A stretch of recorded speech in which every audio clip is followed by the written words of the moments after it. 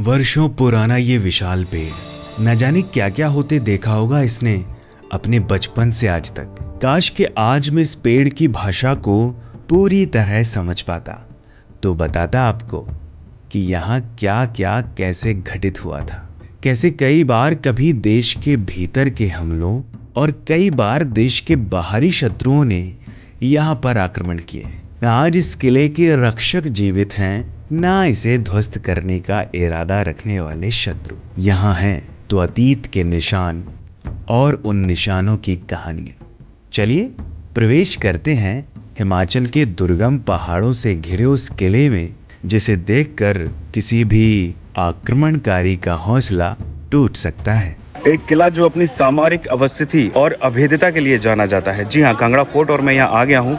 और यहाँ आकर मुझे पता चला है कि यहाँ पर गाइड नहीं मिलते और एक ऑडियो गाइड है, तो ऑडियो गाइड लेते हैं और जिस पॉइंट पे हम जाएंगे वहाँ की सारी जानकारी उस ऑडियो गाइड के माध्यम से हमें मिलती जाएगी। अब बता दो ना ये कैसे काम करेगा।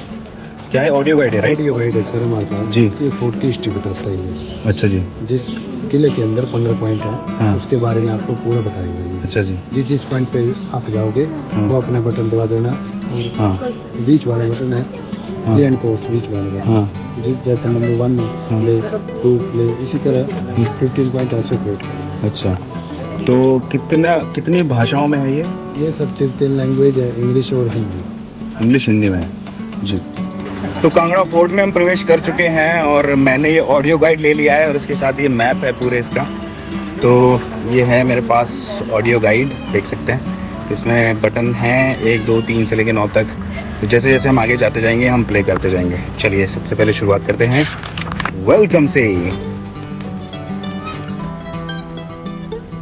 तो मैं कांगड़ा फोर्ट में प्रवेश कर रहा हूँ और जैसा कि बताया जाता है कि जब भी किसी किले में प्रवेश करें तो सबसे पहले अपने पैर को आगे रखना चाहिए, ना कि सर को, क्योंकि कहा जाता है कि अगर उस तरफ दुश्मन हुआ तो वो आपका सर भी काट सकता है। ऐसा पहले कहा जाता था, लेकिन अभी तो कोई दुश्मन है नहीं, तो हम लोग घूमने जा रहे हैं। तो मैं जा रहा हूँ तो सबसे पहले सर ना रख के मैं अपना पैर रखूंगा। ये किला इतना महत्वपूर्ण माना गया है कि ऐसा मानते थे कि जो इस किले पर अधिकार करेगा वो पश्चिमी हिमालय के सभी राज्यों पर राज कर सकता है। अगर पहाड़ों पर राज करना है तो कांगड़ा किले पर राज करना आवश्यक है। कांगड़ा पर इतनी बार आक्रमण हुए हैं कि लगभग हर 4 साल में यहाँ के राजा किसी न किसी युद्ध में व्यस्त ही रहते थे।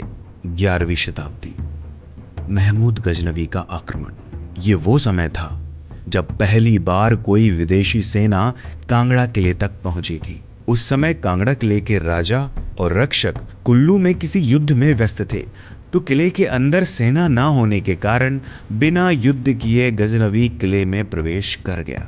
इस किले पर कई बार आक्रमण हुए, कभी तुगलक, कभी अकबर, तो कभी जहांगीर ने इस पर आक्रमण किया। बाद में जब मुगलों की ताकत कम होने लगी तब कटोच राजवंश के एक सपूत ने फिर से अपनी विरासत को हासिल करने का सपना देखा। उनका नाम था महाराजा संसार चंद्र कटोच।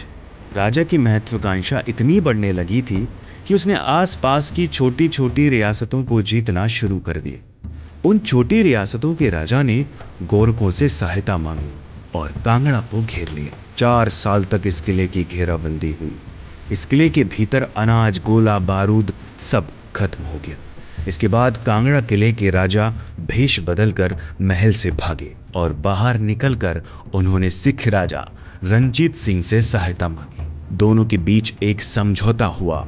उसके बाद ये किला महाराजा रणजीत सिंह के हाथों में चला गया। आज इस किले में घूमने के लिए आपको ऑडियो गाइड मिलता है, एक मैप भी मिलता है। ये ऑडियो गाइड बहुत ही अद्भुत है। उस जगह की जानकारी देने के साथ साथ ये आपको बताता है उस समय में घटी कई घटनाओं के बारे में। अगर आप कांगड़ा के लिए जाते हैं तो ये ऑडियो गाइड जरूर लें।